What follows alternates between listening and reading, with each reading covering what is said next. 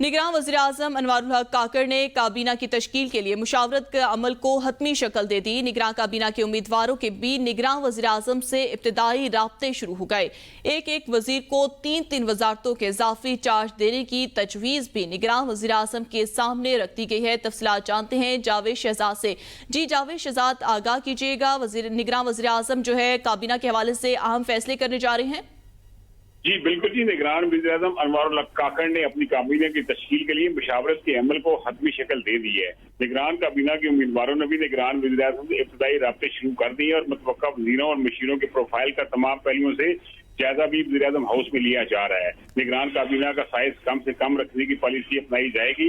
एक वजीर को 3 वजारतों के इजाफी चार्ज देने की तजवीज भी निगरान वज़ीर-ए-आज़म के सामने रखी गई है। सराय का कहना है कि निगरान वज़ीर-ए-आज़म ने अपने करीबी रफ़का से गुफ्तगू में माशी मुश्किलात के हवाले से तबादला ख्याल किया और कहा कि हमें कौमी खजाने पे कम से कम बोझ डालना होगा।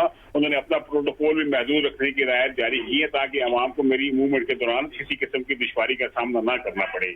निगरान काबीना के लिए इस वक्त मुख्तलिफ नामों पर गौर जारी है, जिनमें जलील अब्बास जलानी, डॉक्टर शुएब सिडल, हफीज शेख, एहसन भून, सरफराज बुख्ती और जुल्फ़िकार चीमा समेत दीगर के नाम ज़ेर गौर हैं।